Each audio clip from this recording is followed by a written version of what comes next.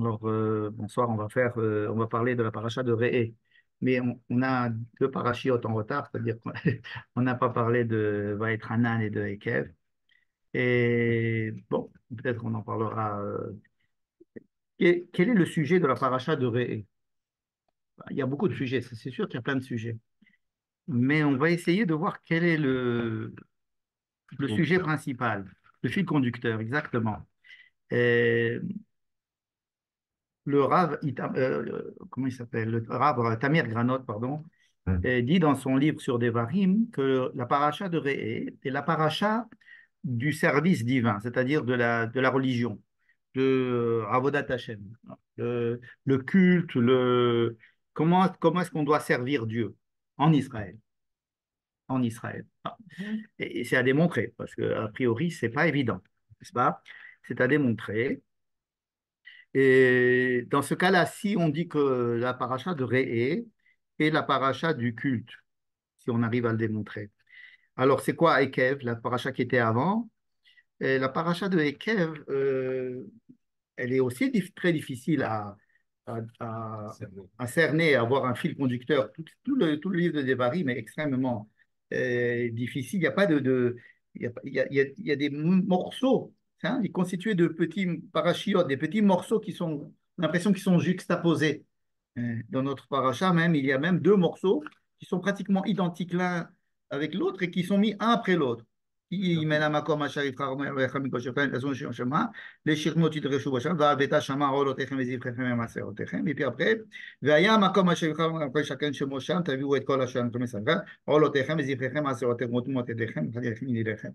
La même chose, répétée. Et donc, qu'est-ce que c'est que Akev? Et je dirais que euh, d'abord, on va être un âne. On va arriver à, comme disait ma grand-mère, on va remonter jusqu'à Napoléon. Va être un âne, c'était les grands principes. Là, il y avait les 10 commandements. Hein, Moïse recommence ses 10 commandements. Il y a le premier paragraphe du schéma Israël. Moïse commençait déjà à dire voici les grands principes que j'ai à vous transmettre. Donc, c'était les grands principes. Et Kev, donc la paracha de la semaine dernière, c'était la traduction de ces grands principes en Israël. Et là, vraiment, il y a un changement. Et le livre de Devarim s'adresse à des gens qui vont rentrer en Israël. Et les parachutes semblent concerner vraiment la terre d'Israël. Et peut-être c'est une autre manière de définir le livre de Devarim. C'est de dire que c'est le livre d'Eretz Israël. Ce qui justifierait de faire un livre à part, un nouveau livre, et de recommencer la Torah à ce sujet. D'ailleurs, dans le livre de Devarim, il y va y avoir une nouvelle alliance qui va être conclue entre le peuple et Dieu, alors qu'on a déjà eu une alliance au mont Sinaï. Hein. On peut dire que tout le livre de Devarim ne fait que préparer cette nouvelle alliance. On peut très bien dire que tout le livre de Devarim, c'est pour faire une nouvelle alliance. Pourquoi une nouvelle alliance? Parce que le judaïsme d'Israël n'est pas le même que le judaïsme du désert ou de la Galoute. C'est quelque chose que nous répétons, mais ce n'est pas par sionisme pur et dur, c'est parce qu'il semble que ce soit le sujet vraiment de tout le livre de Devarim. Alors, le livre de Devarim est un livre qui est très peu étudié pour une raison bien simple, c'est que les rabbins sont en vacances et que les yeshivot sont en ben azmanim et que on utilise le peu de Shabbatot où les gens sont là pour faire des drachot à ce sujet, pour parler soit de Tisha B'Av, soit de parler de Chodesh Elul et des Anil et Dodiv et Dodini, etc. Mais une étude approfondie du livre de Devarim est assez rare. Donc, dans l'hémisphère sud, on l'étudie davantage. Il est possible que dans l'hémisphère, s'il y a des rabbins là-bas, je ne sais pas s'il y a des rabbins qui étudient la Torah, mais il me semble que le livre de Devarim entier est un livre qui concerne le judaïsme de la terre d'Israël et tout est différent. Tout est différent. C'est la même chose, mais très différent. Donc, Ekev, c'était une manière de nous apprendre la manière de faire, d'appliquer va être Hanan, mais en Israël. Je vais donner un petit exemple à propos de la paracha de Ekev. C'est que vous savez que dans la paracha de Vaetranan, la suivante, la précédente, il y avait le premier paragraphe du schéma. Dans la paracha de Ekev, il y a le deuxième paragraphe du schéma. N'est-ce pas? Nous disons les deux. D'accord? Donc, qu'est-ce qui est écrit dans le premier paragraphe du schéma, dans la paracha de Vaetranan, juste après les 10 commandements? Tu aimeras Dieu, tu aimeras Dieu, bechol levavcha, bechol nafshecha, bechol meodecha, etc. Et le deuxième paragraphe aussi nous dit à peu près ça. Avec la différence que le premier, Ve'ahavta, tu aimeras ton Dieu, n'est pas accompagné de conditions. Tandis que dans le deuxième paragraphe, on a l'impression qu'il y a une condition. Si tu respectes Dieu et que tu l'aimes, alors je donnerai la pluie dans la terre. Et si tu ne respectes pas, alors la terre arrêtera de te donner son blé et ses fruits. Et donc, on se dit, bon, on est habitué aux conditions. On va justement parler dans notre paracha de brachot et de klalot, de bien, de mal, de voir la vie de façon noire ou blanche, dichotomique, en disant, soit vous êtes des gens bien, soit vous êtes des gens mauvais. Et si vous êtes des gens bien, tout ira bien. Si vous êtes des gens mauvais, tout ira mal. En fait, ce n'est pas tout à fait ça. Il se trouve que on peut expliquer que aime Dieu, ça, c'est dans le désert. Enfin, c'est idéalement une relation entre Dieu et l'homme. L'homme et Dieu, c'est comme on perçoit le judaïsme, si vous voulez, en dehors d'Israël, à savoir une religion. Comment est-ce que je peux être religieux? Je dois aimer ton Dieu. Ça nous paraît tout à fait normal. Dans une religion, comme on dit, aime Dieu et enseigne cette chose-là à tes enfants. Bon. Tandis qu'en Israël, on te dit, comment tu vas aimer Dieu? Tu ne vas pas aimer Dieu en aimant Dieu. Tu vas aimer Dieu en t'occupant de la terre. Et tu vas appliquer les mitzvot dans la terre. Et comment Dieu va t'aimer? À travers la terre. C'est-à-dire que la terre devient un membre à part entière de la relation qu'il y a entre Dieu et l'homme. C'est-à-dire qu'il y a maintenant un triangle. Dieu, la terre d'Israël et le peuple d'Israël. Alors qu'avant, il y avait le Dieu et le peuple d'Israël, ou Dieu et même, je dirais, Dieu et le juif. Un juif, il a son Dieu. Et là, il y a une troisième dimension. Mais cette troisième dimension, il faut la considérer comme, c'est un triangle isocèle, c'est-à-dire que c'est un triangle où chaque partie de la relation est équivalente. Je ne dirais pas que Dieu est équivalent à Israël et que Dieu est équivalent à la terre. Équilatéral. Mais je dis qu'il est équilatéral, oui, pas isocèle. Équilatéral, ça veut dire que la relation entre Dieu et l'homme a autant d'importance que la relation entre l'homme et la terre, et ça a la même importance que la relation entre Dieu et sa terre. D'accord? C'est quelque chose qui est extrêmement difficile à intégrer sur le plan pratique, surtout quand on a vécu pendant 2000 ans en dehors d'Israël et on vit uniquement un côté du triangle et l'autre, Israël, ça resterait dans le fantasme. Alors que là, dans la paracha de Heker, on dit que tout va se traduire par la terre. Ça veut dire que, imaginez par exemple, un homme dit à une femme, je t'aime, d'accord? Et la femme lui dit, ok, d'accord, moi aussi je t'aime, seulement ça va se traduire par ce que tu fais à la maison. Est-ce que tu vas m'offrir des fleurs? Est-ce que tu vas être gentil? Est-ce que tu vas travailler? Est-ce que tu vas être fidèle? Donc, c'est-à-dire, il y a une relation entre toi et moi qui doit se dévoiler, qui doit s'exprimer sur un autre plan, un plan beaucoup plus terre à terre. Hein, c'est le plan de la maison, par exemple. Notre maison, euh, notre famille, elle va être le révélateur de la relation que tu dis avoir eu avec moi, que tu prétends avoir avec moi. Alors, quand on fonde une famille en général, on crée d'abord une relation entre l'homme et la femme, et ensuite on crée une famille. Ce qui se passe ici aussi, c'est-à-dire que d'abord la relation entre Dieu et l'homme se fait, et une fois que cela est établi, alors on ajoute la troisième dimension, hein, C'est pour ça que la terre d'Israël arrive à la fin de la Torah, n'est-ce pas? Et que pendant tout Shemot, le Vaïkra et Bamidbar, on parle d'une relation entre l'homme et Dieu, hein, et ce n'est qu'à la fin, dans Devarim, que nous parlons de la troisième dimension. Cette troisième dimension, elle n'est pas là pour qu'on puisse, comme beaucoup de gens pensent, ah, c'est quoi Israël? Ah, c'est une terre où il va falloir faire le maaser, ou alors à la Shemitah, il faut faire très attention de voir qu'il faut manger des choses qui n'ont pas poussé en Israël. C'est-à-dire ce qu'on appelle les mitzvot hatluyot ba'aretz. C'est-à-dire qu'il y a certaines mitzvot que nous pouvons accomplir qu'en Israël, et donc, venir en Israël, cela pourrait nous permettre d'accomplir ces mitzvot, ou alors un petit peu, ça nous gâche notre marché, ça nous complique la manière dont on va faire le marché, puisqu'il va falloir si c'est la Shemitah, ou si c'était la Shemitah l'année dernière, ou si c'était la Shemitah il y a 3 ans. Bref, ça devient un, un élément de plus dans la religion. C'est-à-dire qu'il y a une série de choses. Bon, mettre les téfilines, je peux les mettre en Chous Laaretz, faire le Shabbat, je le fais en Chous Laaretz, donner le Maaser, je peux le faire en Israël. Tiens, alors ça serait bien que j'aille là-bas pour pouvoir faire cette mitzvah. C'est pas du tout ça qui est présenté. C'est que tout le système entier change.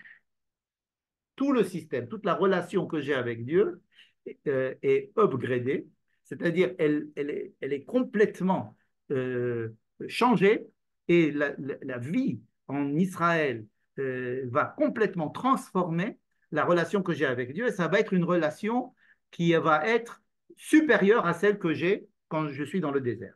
Et ça, il faut bien le comprendre, parce qu'on pourrait se dire, quand je suis dans le désert, on appelle d'or d'Era, une génération de connaissances, et une formidable génération, celle qui a vu les miracles de la traversée de la mer, qui a vu le don de la Torah, qui a vu tous les miracles, qui avait Moïse comme rabbin.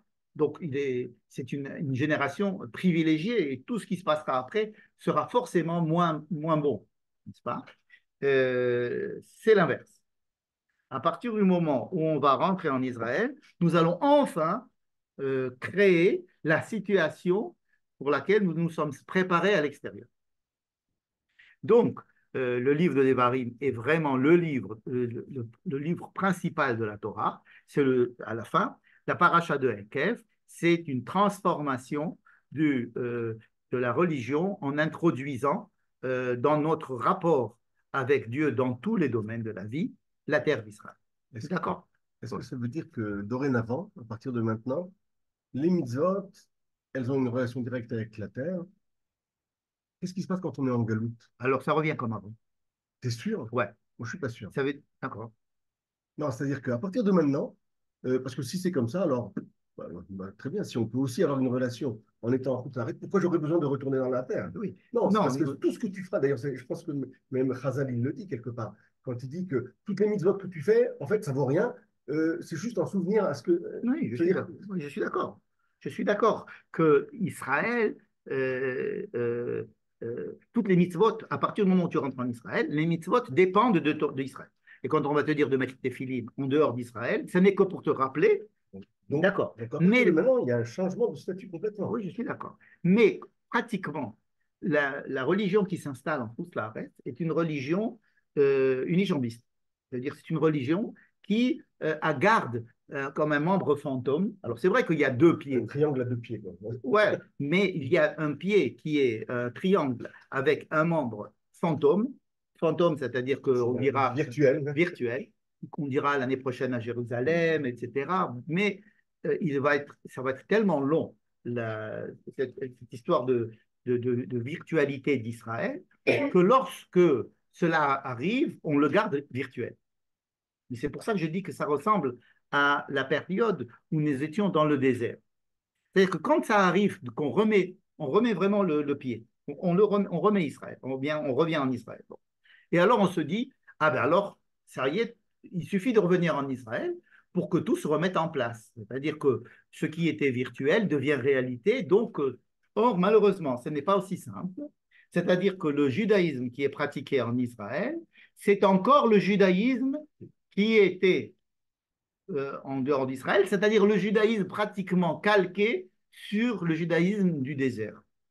Et il faudra retrouver, faut retrouver un petit peu ce qui avait été naturel pendant 1000 ans, même plus, près de 1500 ans de la vie en Israël, mais qui a été tellement oublié pendant 2000 ans d'exil que ce côté virtuel, nous avons l'obligation de traduire ce virtuel en réalité, c'est-à-dire d'essayer d'imaginer une transformation équivalente à la transformation du peuple d'Israël passant du désert à Israël. D'accord? Oui, maintenant encore. Bien sûr, maintenant encore. Aujourd'hui, nous vivons le judaïsme Chutz La'aretz. C'est évident. Et il est possible qu'on le fasse encore pendant des dizaines d'années. C'est-à-dire que nous sommes encore sur la roue libre du judaïsme de Chutz La'aretz. Nous n'avons Si pas. la majorité des Juifs se trouvent en Israël, qu'est-ce qui se passera? Le défi sera le même. Le défi sera le même. Ce n'est pas parce que les Juifs sont en Israël que la majorité des Juifs sont en Israël que tout à coup on va comprendre qu'est-ce qui se passe. Qu'est-ce qui se passe. Lorsqu'on dit que le livre de Devarim est un livre de Tochechot, que Moïse fait de remontrances à Israël, c'est en fait parce qu'il est en train d'essayer de leur expliquer des choses qu'ils ont beaucoup de mal à comprendre. Qu'est-ce qu'ils ont du mal à comprendre? Ils ont du mal à comprendre le switch qu'il faut faire pour entrer en Israël. C'est ça qui va. C'est ça la dureté des Devarim, hein, la Shon Kasha. Et c'est pour ça que le livre est tellement long et c'est pour ça que Moïse donne même des lois que lui-même invente. Ce sont des nouvelles lois. Hein? Cher Anochim et Tzavecha Hayom, qui parle? Cher Anochim et Tzavecha Hayom, que je t'ordonne. C'est Moïse qui parle. C'est pas parce que Dieu m'a dit de vous dire. Il y a des choses qui vont être dites par Moïse parce qu'il sent qu'il est obligé de les préparer pour quelque chose de totalement différent de ce qui s'est passé dans le désert. La période du désert était indispensable, mais euh, euh, elle doit être upgradée. Je n'arrive pas à trouver un mot plus... Mise à jour.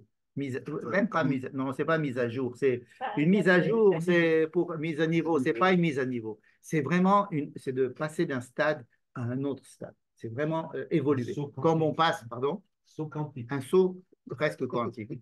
C'est-à-dire que c'est comme si on passait de l'enfance à l'âge adulte. C'est aussi difficile. Alors nous avons les adolescences. Alors l'adolescence du désert avec ce qui s'est passé dans le désert.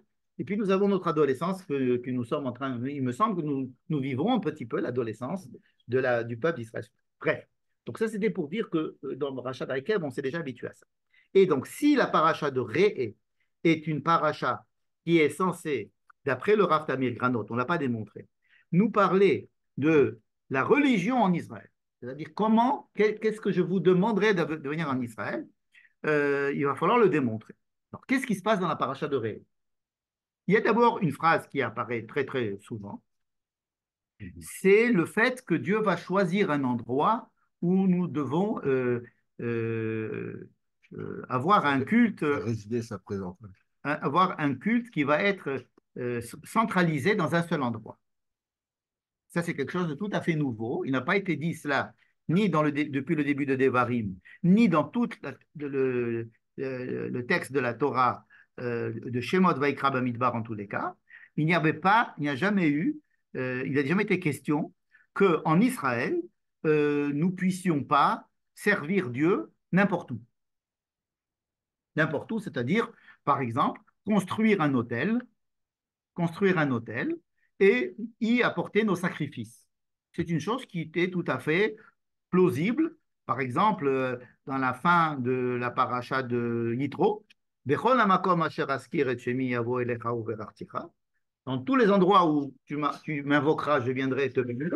Dans tous les endroits, lorsque tu me construiras un hôtel, il faudra que cet hôtel soit fait en pierre non taillée, etc. Donc il n'est pas question encore de Mishkan. Et il n'est pas question. Donc c'est une possibilité qui existait déjà dans le livre de Shemot, en tous les cas dans sa première moitié, où le service divin est un service qui peut se faire n'importe où. Dans notre paracha, ça va être limité à un endroit que Dieu choisira pour que là-bas, nous puissions avoir une boîte aux lettres c'est-à-dire une boîte aux lettres pour pouvoir être en relation avec Dieu. Donc ça, c'est une des choses qui apparaît, ça apparaît 10 fois. Il y a 10 fois écrit la phrase dans l'endroit que je choisirai afin que mon nom puisse y résider. Je crois 9 fois ici et une fois dans la paracha de Shoftim, la paracha de la semaine prochaine. Et ça, c'est un élément. Le second élément, c'est au début de la paracha, et on ne peut pas ne pas lire le début de la paracha. Regarde, je te donne aujourd'hui devant toi la bénédiction et la malédiction. La bénédiction, lorsque tu écouteras mes commandements, encore une fois, qui c'est qui parle? C'est toujours très embêtant de savoir que c'est Moïse qui parle. Et la malédiction, si tu ne fais pas si tu ne fais pas les mitzvot de Dieu, n'est-ce pas? Alors, qu'est-ce que c'est que cette bénédiction et cette malédiction? C'est une question que je pose parce que d'habitude, on répond tout de suite. Eh bien, il suffit d'aller au chapitre 26 et alors, c'est là-bas, dans la paracha de Kitavo, nous allons avoir les dernières, dans le chapitre 26, les dernières mitzvot.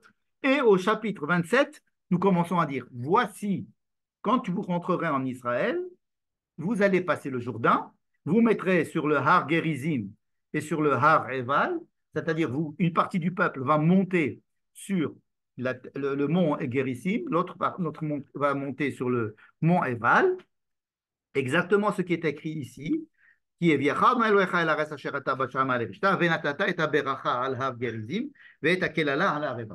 D'accord? Donc, vous allez rentrer en Israël et vous allez déclamer les bénédictions et les malédictions. On verra ça dans le livre de Kitavo. Est-ce que toutes les malédictions et les bénédictions de Kitavo, ou bien simplement les 11 Harour, ou avec leur traduction en Barour? Peu importe. En tous les cas, il va y avoir une cérémonie, une fois que Moïse sera mort, une fois que Josué les a fait rentrer, après la guerre de Jéricho, après Josué va les amener à Shrem, et là-bas, il va y avoir, sur 2 montagnes qui sont autour de la vallée de Shrem, Har Gerizim, la bénédiction, Har Heval, la malédiction. Il faudra mettre là-bas un hôtel, construire un hôtel que nous avons d'ailleurs retrouvé aujourd'hui, et donc faire là-bas une alliance, une nouvelle alliance. Donc on dit, ah bon, alors pourquoi nous avoir mis tous ces chapitres au milieu, puisque nous sommes au chapitre 11 et nous allons jusqu'au chapitre 27 pour voir la concrétisation de cette phrase-là, de cette annonce. Voici les bénédictions et les malédictions que vous mettrez sur la montagne de Hari-Rezim, enfin de Réval. Et puis ensuite, on nous donne une série de mitzvot. Le chapitre 12, voici les mitzvot que vous allez appliquer en Israël. D'accord? Et on ne parle plus de cette bénédiction et de cette malédiction jusqu'au chapitre 27. N'est-ce pas?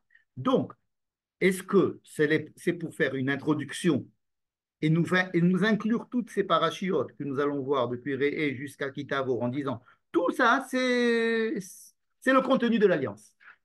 D'accord? Et à la fin, on vous donnera les bénédictions et les malédictions. C'est-à-dire, si vous faites ça, voilà ce qui vous arrivera. Si vous ne faites pas ça, voilà ce qui va arriver. C'est une possibilité. Mais alors, ce qui a été dit avant ne rentre pas dans la nouvelle alliance. Le schéma Israël, le Ve'afta, tout ce qui est dit là-bas sur laquelle ne rentre pas dans cette nouvelle alliance. C'est très embêtant. Alors, plusieurs commentateurs essayent de décortiquer cette histoire. Je ne rentrerai pas dans les différentes manières d'expliquer cette chose-là. Par contre, ce qui m'intéresse, c'est de comprendre qu'est-ce que ça veut dire je mets devant vous la bénédiction et la malédiction. On a toujours l'impression que ça va être le bâton et la carotte.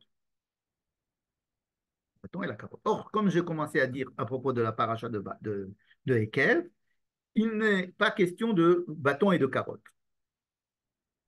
Il est question de traduire le judaïsme, une religion, dans des faits, dans une situation tout à fait humaine, dans la réalité de la vie quotidienne. Voilà, c'est ça le but.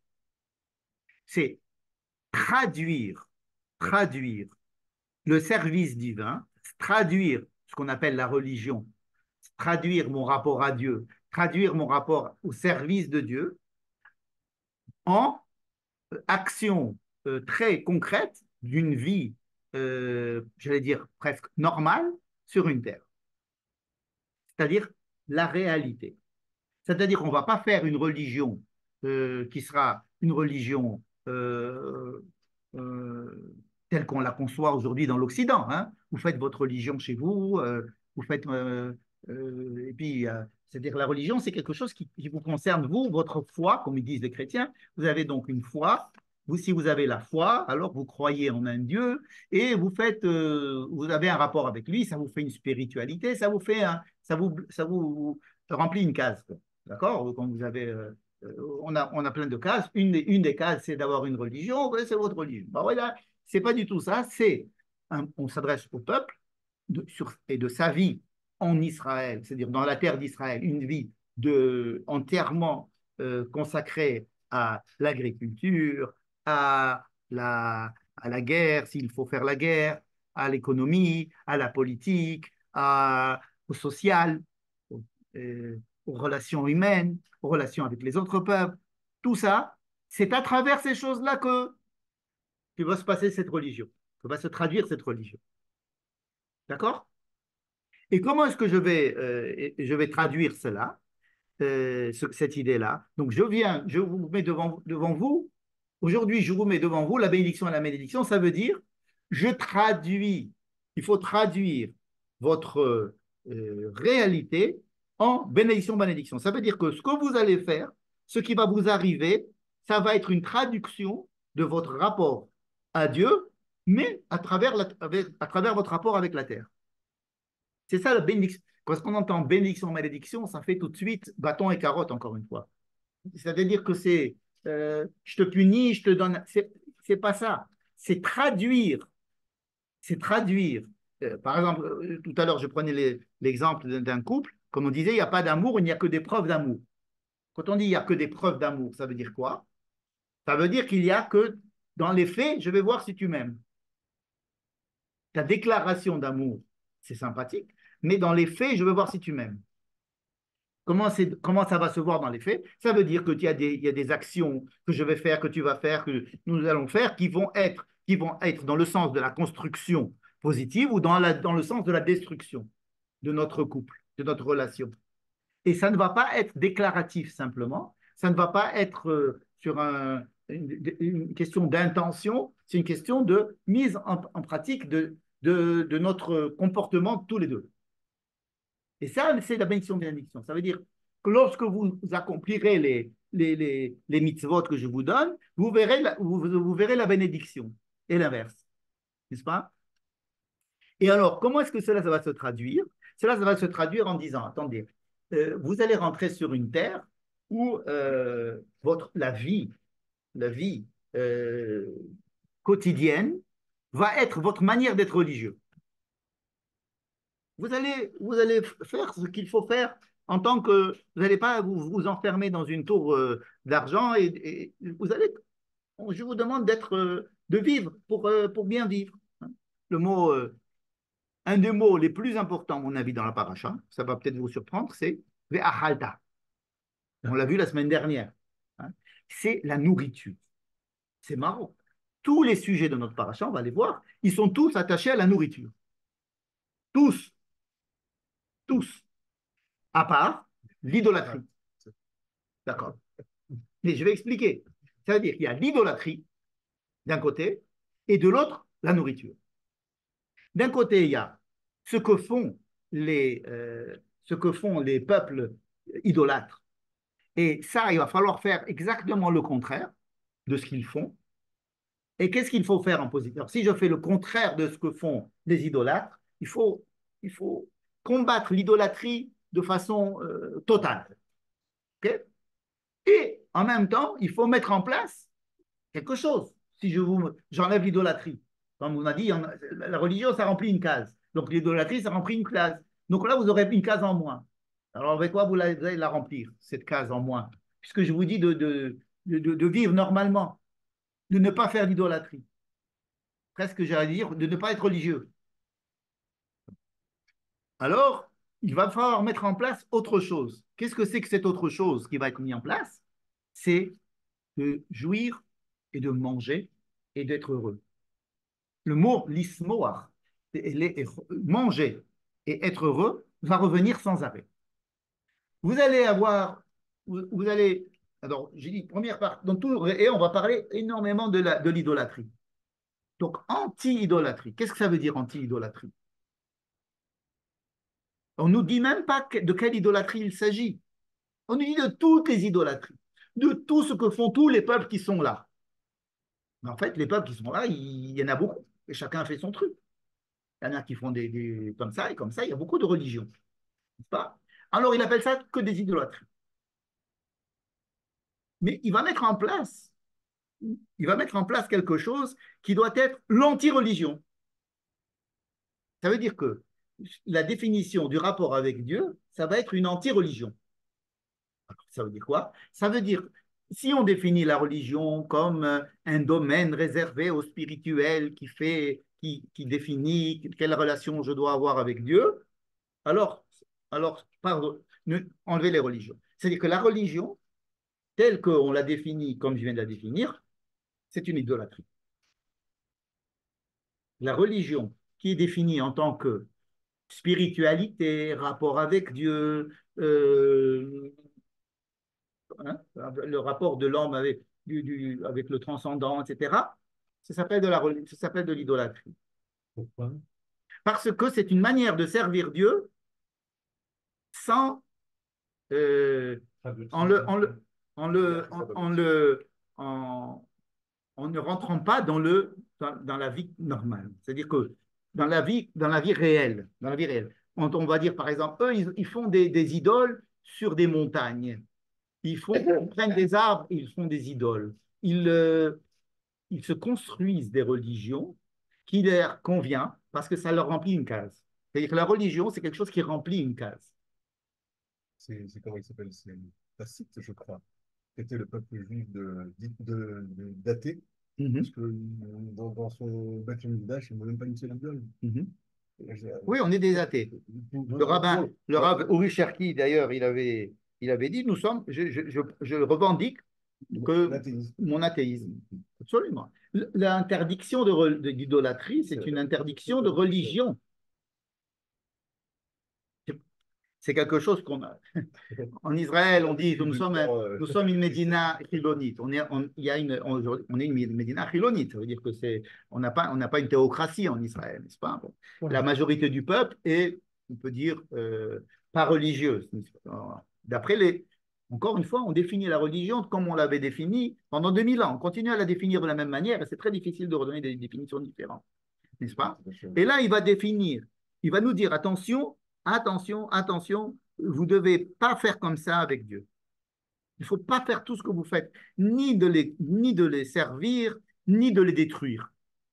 Il va dire, vous devez détruire toutes les idoles, vous devez détruire tous les endroits où les peuples font de l'idolâtrie. Ne faites pas ça à Dieu. Qu'est-ce que je veux dire? Hein? Ça veut dire quoi? Hein? Vous connaissez ce verset? Qu'est-ce qu'il veut dire? Et misbechotam, benitatztem et misbechotam, veshibachtem et matzavotam, vaasherehem tisrefun baesh, ufsile Elohehem tegadeun, veibattem et shemam min hamakom hahu. C'est-à-dire que tu trouves un endroit où il y a qu'on a considéré comme un endroit de culte, il faut que tu le détruises complètement. Lota asun ken ladona Elohechem. Une phrase. C'est le verset 4 du chapitre 12. Une phrase qui est très, très, très difficile à exprimer. Alors, les rabbins ont tout de suite donné des conséquences ilchatiques. Ils ont dit, quand tu trouves le nom de Dieu écrit, il ne faut pas l'effacer. Quand tu vois tu vas au Beth Amikdash, tu ne dois pas détruire une pierre du Beth Amikdash. Alors, ou bien tu ne dois pas déchirer, effacer le nom de Dieu pour l'effacer simplement. Hein, donc, c'est pour ça que quand vous avez une erreur dans le nom de Dieu dans un Sefer Torah, on ne peut pas le corriger. Il faut enlever toute la page et refaire une autre page. Enfin, il y a beaucoup de problèmes avec ça. Ça paraît une manière élégante de s'en sortir, mais en fait, c'est très difficile de comprendre le verset dans son sens littéral. Vous devez détruire tout ce qui est idolâtre. Ne faites pas ça à Dieu. Ne faites pas ça à votre Dieu. C'est-à-dire, ne faites pas ni construction ni destruction.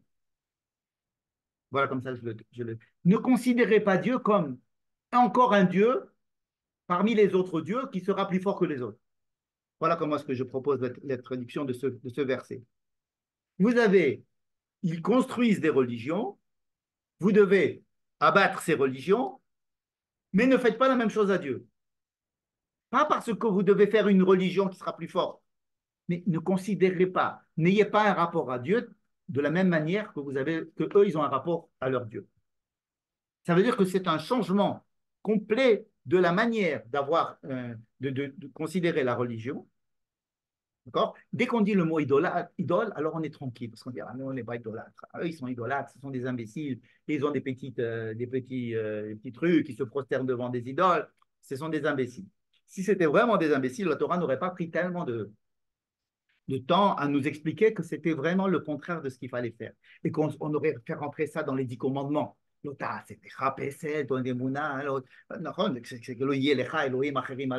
C'est tellement gros, cette lutte contre l'idolâtrie, qu'on se dit, mais attends, de quoi on parle? Il s'agit de l'idolâtrie que l'on peut faire avec Dieu.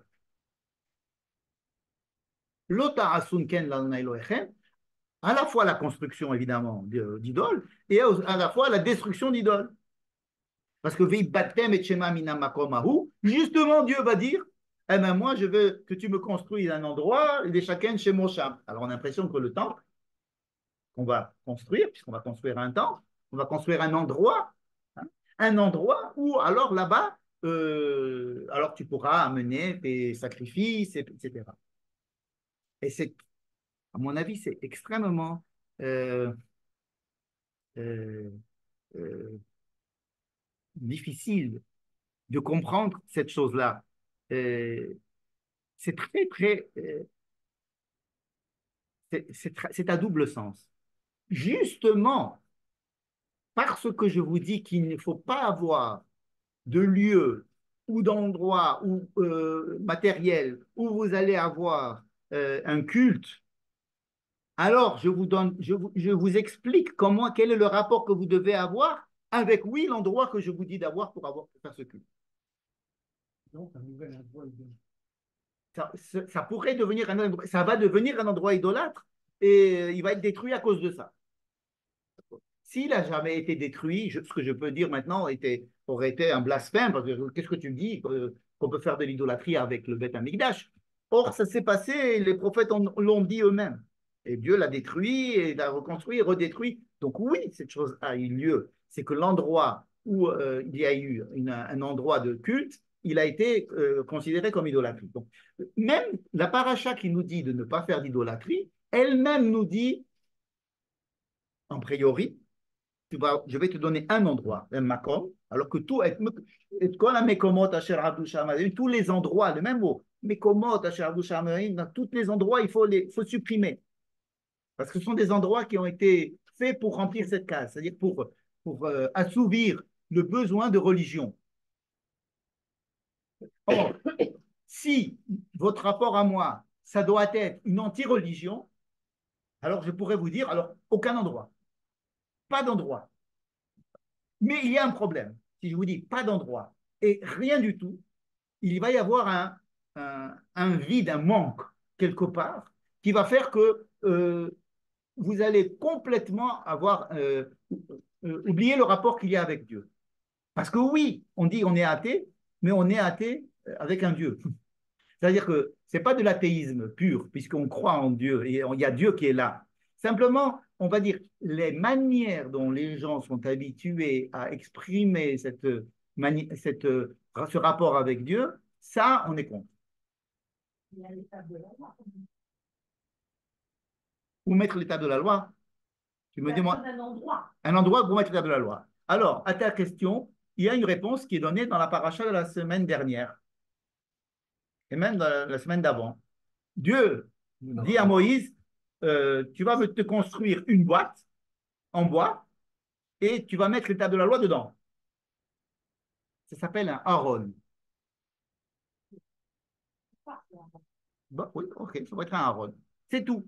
Il n'y a pas du tout question de Mishkan dans tout le livre des Devarim. Le mot Mishkan n'existe pas. Il n'y a pas Menorah, le mot Menorah. Il n'y a pas le mot Shulchan. Il y a Aaron. C'est tout. Lorsqu'ils vont rentrer en Israël, ils vont traverser le Jourdain, il n'y a que le Aaron. Il n'y aura que le Aaron sans arrêt. On a complètement fait disparaître le Mishkan. Pourquoi? On va parler que du Aaron. Le Aaron où il y a l'étape de la loi. C'est tout, il y a un Aaron. C'est le Aaron. Alors, évidemment, nos Chachamim, ils vont nous dire, non, mais il y en avait deux. Il y avait le Mishkan et le Aaron. Ou Rabban, il dira, non, il y en avait un qui était provisoire, et dès qu'il y a eu le Mishkan, on a enlevé ce qu'il y avait dans le provisoire, on a mis dans le définitif. C'est des manières d'essayer de recoller les morceaux. Dans le Vari, il n'y a pas. Alors, l'endroit que Dieu choisira pour que là-bas, Bamakom Asher Yibhar Adonai Elohecha, Leshaken Shemo Sham, j'allais dire, c'est un compromis, ça serait, c'est pas joli, c'est pas vrai, c'est pas un compromis. C'est un compromis avec la nature humaine. Parce que la nature humaine, on a besoin d'avoir un rapport avec Dieu quand même. On nous dit, moi j'arrête d'être présent. J'arrête de vous montrer que je suis là. Je ne vous donne plus de miracles. Rentrez en Israël et je fais faire comme si j'étais plus là. N'est-ce pas? Moshe, pareil. Vous allez rentrer, je ne serai plus là. Donc on sera ni sans Moshe, sans Dieu. N'est-ce pas? C'est-à-dire qu'il y a une intention de la part de Dieu de ne pas faire des miracles en Israël, de ne pas continuer la même chose. C'est de nous dire, faites comme si je n'étais pas là. Mais rappelez-vous que je suis là. Ça, c'est le paradoxe. Faites comme si je n'étais pas là, mais sachez que je suis là. Et que je suis là dans tout ce que vous allez faire et qui sont des choses qui ne sont pas a priori des choses qui me sont adressées. En quoi je suis là? Je suis là que lorsque tu vas voir une veuve ou un orphelin, tu vas l'aider à vivre. C'est là où je suis. Je ne suis pas ailleurs. Tu ne vas pas aller apporter quelque chose, faire un sacrifice sur une montagne pour obtenir de moi des faveurs. La manière que tu as de te rapprocher, de me découvrir dans la vie, c'est d'aller donner de l'argent à l'orphelin. C'est de ne pas tricher dans ton commerce. C'est de profiter de la vie telle qu'elle est. Et à chaque fois qu'il va dire qu'il faut aller dans un endroit, d'abord, comment il va le définir cet endroit? C'est un endroit que je ne te dis pas encore, je n'ai pas encore décidé lequel ça sera, ou alors j'ai décidé, mais je ne te le dis pas. C'est un endroit, en tous les cas, qui est défini comme étant l'endroit que Dieu choisira. Makom Asher Yivchar Adonai Elohecha Leshaken Shemo Sham. Donc, deux mots que je retiens dans cette phrase, c'est Shemo, c'est le nom de Dieu qui réside dans cet endroit, et pas Dieu. Dieu ne réside pas dans un endroit, c'est l'endroit, c'est la rencontre que Dieu veut que l'homme va faire une rencontre avec Dieu dans cet endroit, et c'est ça qui va faire résider le nom de Dieu dans cet endroit. Et c'est totalement différent du Mishkan. C'est quoi la Shrina? La Shrina. La Shrina, c'est Dieu qui se manifeste dans le Klal Israël. La manifestation de Dieu qui se manifeste dans le Klal Israël. Ça veut dire que lorsqu'il y a le peuple d'Israël dans son entier, il y a quelque chose qui dépasse l'addition des individus. Cette chose qui est en plus de l'addition des individus, c'est ce qu'on appelle la Shekhinah. Ça veut dire qu'on est un groupe. Alors, c'est quoi ce groupe? C'est 1, 2, 3, 4, 5. Vous avez Minyan, par exemple. On est 9 ou 10. Ben, à partir de 10, on est Minyan. Qu'est-ce que c'est ce Minyan? C'est quelque chose qui est. On a une définition différente. On était 9, maintenant 1 c'est à rajouter, donc on est 10, il y a une définition différente. C'est-à-dire qu'à partir du moment où il y a 10, on a appelé ça le minyan. Alors le klal Israël, à partir du moment où il est klal Israël, il y a quelque chose qui représente la présence de Dieu en Israël qui s'appelle la Shekhina. D'accord? La Shekhina, c'est le klal Israël représentant la partie de Dieu et qui est au-delà de l'addition des éléments du peuple d'Israël. D'accord? Alors, là, que Dieu dise que mon nom soit là-bas, le Rav Tamir Granot donne un très joli exemple, il dit c'est comme une boîte aux lettres. Vous devez quand même avoir quelque chose pour être en rapport avec moi. Alors, je ne suis pas là, mais j'ai poste restante. Tu vas là-bas et tu fais ta prière vers ça, tu vas là-bas, il faut qu'il y ait quelque chose qui représente le rapport que vous avez à moi. Mais il ne faut surtout pas le considérer comme un truc d'idolâtre. C'est c'est très paradoxal. C'est comme on avait dit, ne faites pas de Elohim Masecha Lotara Selach, ne doit pas faire un- un- une idole en or, ou une idole en fondu, n'est-ce pas? Et juste après, on nous donne de demander de faire des chérubins. On nous dit attention, mais les chérubins, ils sont deux, pour dire que Dieu se passe entre les deux chérubins. Ça veut dire, encore une fois, ce n'est pas un compromis. C'est une manière d'essayer de résoudre le paradoxe qui est faites comme si je ne suis pas là, mais en même temps, sachez que dans tous vos actes, je suis là. Donc, il y a ici, quand on parle de culte divin, le culte divin, il est paradoxal. Il nous dit surtout pas un culte religieux, faites un. Mais par contre, vous devez ne jamais m'oublier et sachez que je suis là en permanence. Donc, ça, c'est les chacun Shemo. Lui, il n'est pas là. Dieu, il n'est pas dans la maison. Son nom est dans la maison. Quand il y avait dans le livre de Shemot, c'est je résiderai parmi vous. Là, ce n'est pas question que Dieu réside parmi nous. D'ailleurs, dans le livre de Shemot et dans le livre de Bamidbar, Dieu se trouve sur la terre et dans le ciel. Dans le livre de Devarim, Dieu se trouve dans le ciel. Nekuda.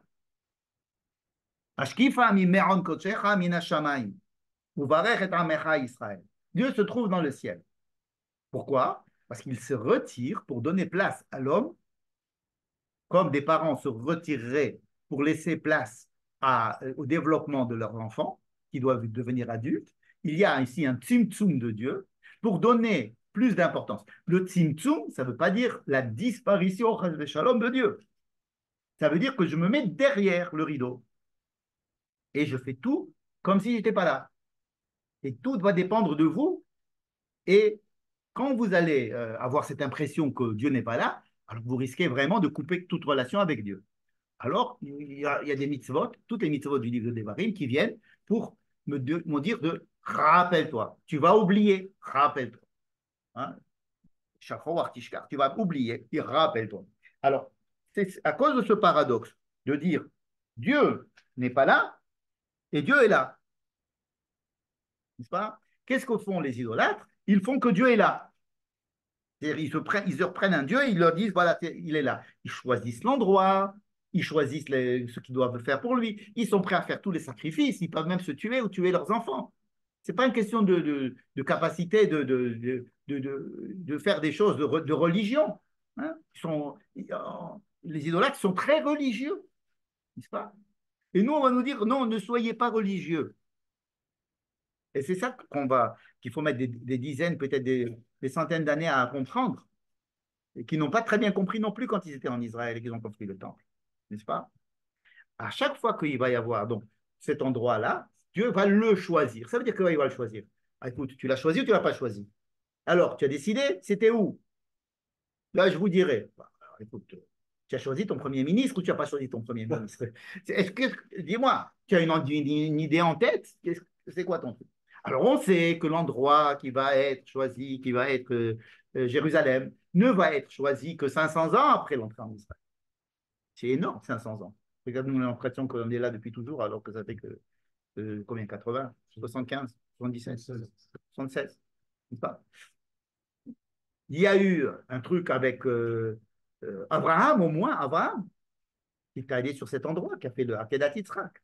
Il y a eu Yaakov, qui a dormi dans cet endroit. Mais cet endroit-là, c'est un endroit où on verra. Il s'appelle on verra. On verra. Dieu verra. C'est un endroit on verra. Je te dirai. Dieu dit à Abraham, va dans l'endroit que je t'indiquerai. La même chose qu'ici. Vous allez aller dans l'endroit que je choisirai. Dieu a dit à Abraham, quitte ta terre et va vers la terre que je t'indiquerai. Quand il est déjà en Israël, il doit aller au Har Moriah, il dit, va sur la montagne que je t'indiquerai.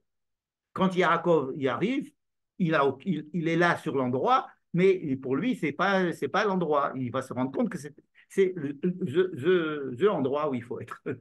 C'est l'endroit dont on parle depuis toujours. Mais Dieu le garde à Sharifra. Le Rav Tamir Granot, il dit il y a déjà un intérêt, c'est que tous les endroits peuvent être a priori choisis par Dieu. C'est-à-dire, on est là, on se dit, ah, on ne sait pas encore qui va choisir. Quelle est la tribu que Dieu va choisir pour faire résider cet endroit chez elle? On ne sait pas. C'est-à-dire qu'il y a un potentiel que dans tous les endroits, Dieu aurait pu le choisir.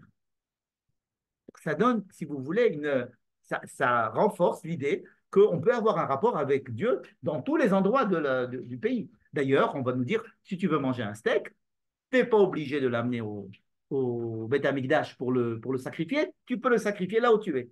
Simplement, il faut couvrir le sang si c'est une chaya, il faut jeter le sang si c'est une behema, il ne faut pas boire le sang, il ne faut pas manger etc. Donc, je respecte beaucoup le fait que vous allez vivre ailleurs, vous n'allez pas vivre autour du Mishkan comme c'était dans le désert. Vous allez vivre tranquille, chacun à Haïfa, à Beersheba, là où vous voulez, n'est-ce pas? Mais à cause de ce paradoxe-là, que si je fais ça, je coupe complètement les ponts avec Dieu, alors Dieu va dire, je choisirai. Mais je choisirai, ça veut dire quoi? Qui c'est qui l'a choisi en fin de compte cet endroit? C'est David Améler. On nous dit que David, il est trouvé, il est allé là-bas, il a vu, à un moment donné, il a fait une bêtise, Dieu a envoyé un ange pour détruire, et puis il a vu l'ange, il s'est dit, tiens, alors ça veut dire que c'est ici que ça se passe, il a trouvé des... Vous connaissez tous les... Mais c'est David qui choisit, à un moment donné, 500 ans après être entré en Israël, un endroit où il va réussir à unir toutes les tribus, et il va projeter de construire ici cet endroit que Dieu aura choisi. Alors, Dieu a choisi Aramoria. Alors, pourquoi il dit je vais le choisir? Parce qu'il attend que l'homme le choisisse. En fait, qu'est-ce que c'est que ce lieu? Ce n'est pas un lieu magique. Ce n'est pas un lieu de culte magique. C'est un lieu de rencontre. Et qu'on sache qu'il y a un rapport avec Dieu quelque part. Comme le Mishkan. Non, parce que Dieu réside dans le Mishkan. Le fait que Dieu réside dans le Mishkan, ça oblige tout le campement à être un campement tahor. On n'a pas le droit d'être tamé dans le campement quand il y a le Mishkan. Pourquoi? Parce que Dieu est là. Ici, on n'a aucun problème d'être impur. Simplement, si tu viens à Jérusalem dans le temple, alors il faut te purifier. Autrement, tu peux être impur. Si tu veux être à Haïfa et être impur toute ta vie, tu peux être impur toute ta vie, pas de problème. Dans le campement du Mishkan, non. Parce que Dieu réside. Il y a une présence de Dieu dans le Mishkan qui fait que la relation avec Dieu, c'est une relation presque infantile vis-à-vis d'un enfant vis-à-vis de ses parents. C'est quelque chose où l'enfant n'a pas de possibilité, n'a pas de marge de manœuvre. Il est pris comme dans un étau, le peuple, dans le désert. Et ça définit cette relation religieuse qu'il a avec Dieu, qui est une relation pratiquement il y a un bâton, une carotte, c'est quelque chose, je suis là. La relation qui est demandée en Eretz Israël, c'est une relation d'adulte, où il va y avoir une énorme liberté donnée à l'homme. L'homme devient central. C'est l'homme qui est propriétaire de sa terre, comme on va le voir dans notre paracha. On va parler de la Shemitah. Il n'est pas du tout question de respecter la Shemitah parce que ça appartient à Dieu. Quand on parle de la Shemitah dans les autres textes, dans les autres livres de la Torah, pourquoi on doit faire la Shemitah? Parce que la terre appartient à Dieu. Alors, il ne faut pas que tu aies l'impression que c'est à toi. Dans le livre de Devarim, c'est ta terre. Simplement, Dieu te demande de penser aux autres et d'avoir une relation sociale et économique différente. Mais ta terre, c'est ta terre. Dans le livre de Devarim, l'homme est propriétaire de sa terre. Et ça va être dit dans notre paracha, n'est-ce pas? Comment vont dire les fêtes? Les fêtes vont être dans notre paracha. À la fin de la paracha, on parle des fêtes. Quand on parle des fêtes, elles ne sont décrites que par rapport à l'homme, par rapport même, je dirais même par rapport à l'agriculteur. Il y a écrit que, c'est quoi Pessah? C'est une fête. Il n'y a pas écrit que c'est le 14 de Nissan, le 15e jour du premier mois. Il y a écrit, c'est le moment où le printemps arrivera. Il faut faire une fête de printemps. D'accord? Qu'est-ce que c'est que Shavuot? D'accord? Il n'y a pas écrit le mot Shavuot. Alors, Shiva Shavuot Tisporlach, Machel Cheremesh Vakama, ça dépendra de quand c'est cette semaine. À partir de quand on compte cette semaine? À partir du moment où tu vas Hachel Chermesh Bakama. Tu vas commencer à moissonner Ça dépend uniquement de ton travail agricole. Il n'y a aucune référence dans le calendrier juif ici.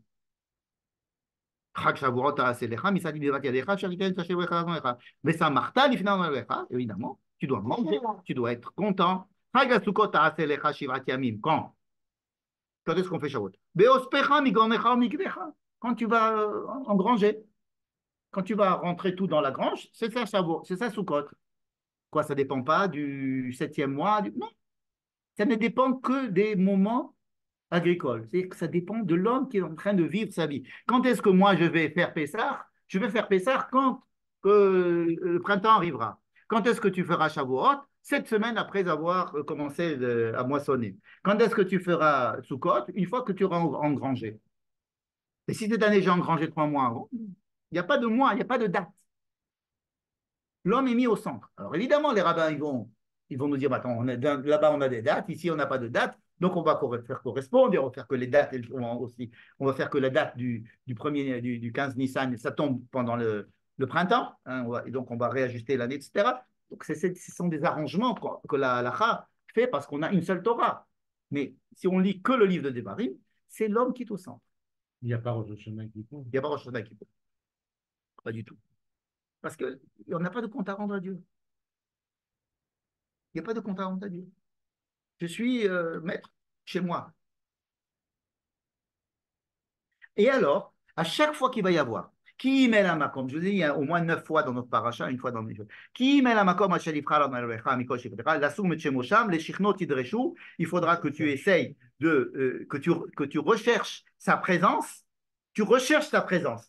C'est pas que tu vas le rencontrer. Les shichnot idreshu, tu vas vouloir le rencontrer. En fait, cet endroit, il est fixé par une rencontre entre l'homme et Dieu. C'est la rencontre entre le choix de l'endroit par Dieu et le choix de l'endroit par l'homme. C'est ça qui va être fixé. Quand vous aurez fixé l'endroit, une fois que vous aurez réuni le peuple, que vous aurez fait une royauté, que le roi David va décider que ça sera là-bas, et encore, pas lui, son fils, alors ça veut dire que vous aurez été assez mûr pour avoir trouvé l'endroit que j'avais, moi, choisi. Mais je ne veux pas vous l'imposer. Comme on va dire, on va se rencontrer demain, ou eh ben, ça va dépendre de l'endroit qui nous convient aux deux. Sinon, je suis le patron et toi, tu es l'esclave. Ici, il y a une entière liberté donnée à l'homme. Alors, c'est Dieu qui le choisira. Pourquoi? Parce que si c'est toi qui le choisis uniquement et pas Dieu, c'est comme les idolâtres. Ça veut dire que je dis, voilà, c'est ici que je veux que Dieu, il réside. Donc, tu te fais Dieu, il est à toi. C'est un Dieu personnel que tu t'es fabriqué, comme les idolâtres, comme les religions. Or, ici, c'est une question de rencontre uniquement. C'est le nom de Dieu, boîte aux lettres. L'endroit vers lequel je dois penser quand même à avoir un rapport avec Akadosh Baruch Hu et ne pas laisser ça dans l'air. Et alors, justement, à chaque fois qu'il y a écrit l'endroit où que Dieu choisira, et là-bas, tu amèneras tes sacrifices. Hein, à chaque fois, il y a écrit et vous allez manger. C'est quoi la manière de me servir? Il n'y a pas écrit tu donneras une partie au Kohen et tu donneras l'autre au Lévi et l'autre tu vas le brûler, etc. Il nous dit Va'achaltem sham. Va'achaltem sham lifner Elohechem usmahtem. Voilà les deux mots qui vont revenir à chaque fois qu'il va y avoir, il faut aller dans cet endroit que Dieu choisira. Hein? Le shirnot idreshujman usmahtem lifner Adonai Elohechem. À chaque fois. À chaque fois qu'il y a le Makom Hasheivcha chacun, Mikol Shevadra, Ta'ale Olotecha. Bechol Abat Nafshecha Tizbach Ve'achalta. Comme si la manière dont on a de servir Dieu, c'est quoi? C'est de manger et d'être content. Alors, il y a des sacrifices, etc. Mais à chaque fois, ce qui est dit, c'est comment manger et être content et être heureux. N'est-ce pas une manière tout à fait gashmi, matérielle de vivre? Tu veux que tu manges et que tu sois. Il y a différentes manières de manger, donc il y a des choses qu'il ne faut pas manger. Donc, on va voir la liste des interdits de manger aussi. Et pour les fêtes, les 3 fêtes, c'est comment est-ce qu'on va manger, à quel moment, à propos de ce qu'on va fabriquer comme manger. C'est l'agriculture. Donc, tout se passe autour du manger. Mais alors, attention, il y a une manière de servir Dieu comme ça, de vivre qui est très proche de la vie idolâtre. Donc, pour ça, la moitié de la paracha, c'est de nous dire surtout pas comme les idolâtres, et comment oui, en étant, en profitant de la vie, en mangeant, en étant heureux, en étant joyeux, en faisant de l'agriculture, et n'oublie pas Dieu à travers cela. Voilà, j'ai résumé la paracha. La paracha, c'est pas d'idolâtrie, et dès qu'il y a des gens qui vont commencer à vous faire de l'idolâtrie, faut les supprimer. Irani Dachat, Zaken Mamret, il faut couper la tête à toute personne, même à des juifs, qui voudront faire de l'idolâtrie. L'idolâtrie, c'est le contraire. C'est ça que je dis que c'est une anti-religion. C'est une anti-idolâtrie. Et idolâtrie, pour moi, c'est religion. Enfin, religion telle qu'on le pense aujourd'hui, ça a beaucoup, à mon avis, de l'idolâtrie. Mais un rapport avec Dieu tout le temps, à travers une vie terrestre sur la terre d'Israël. En mangeant, quand Dieu va donner la bracha. C'est quoi la bracha? Mais la bracha, c'est je vais te donner, tes arbres vont donner des fruits, et tu vas avoir des enfants, et tu vas avoir tu vas manger, tu vas être heureux. C'est ça la bracha. La bracha, c'est pas je vais te donner de l'intelligence pour apprendre 50 pages de Gemara par jour, par cœur. C'est pas ça la bracha. La bracha, c'est d'être heureux en mangeant, en vivant, en ayant des enfants, en n'ayant pas de problème avec les ennemis, en étant dans le champ. Ça décha, avoir un champ, et avoir. Tout ça, c'est la manière dont le livre de Devarim nous décrit la manière de vivre optimale. C'est pas ayez une relation avec Dieu, enfermez-vous dans un endroit et ne regardez pas les tentations extérieures. Non, pas du tout. Alors, étant donné que nous sommes devant un paradoxe, je suis là et je ne suis pas là, donc il faut que vous soyez anti-religieux et de notre côté, il faut que vous ayez un rapport avec Dieu en permanence, avec un endroit qui va être défini de façon totalement différente. Et c'est tellement délicat, c'est le mot délicat peut-être que je cherchais tout à l'heure, tellement délicat de faire ces choses-là que ça va échouer au moins 2 fois dans l'histoire d'Israël, parce que c'est quelque chose d'extrêmement. Donc on est toujours là en train de jouer sur les deux terrains. Donc à chaque fois que vous allez voir, là-bas il y a écrit il faut manger, ou manger et être heureux. Manger et être heureux. Et il faut penser aux autres. Alors, il y a évidemment le souci de l'autre. Il y a, parce que dans l'autre, dans la rencontre avec l'autre, on va être mesuré ton rapport à Dieu. Le rapport à Dieu est mesuré par ton rapport à l'autre et par rapport à la terre. Ça veut dire, c'est une vie sociale, économique et pleinement matérielle, j'allais dire même une vie chilonite, qui garde en son sein un rapport avec Dieu.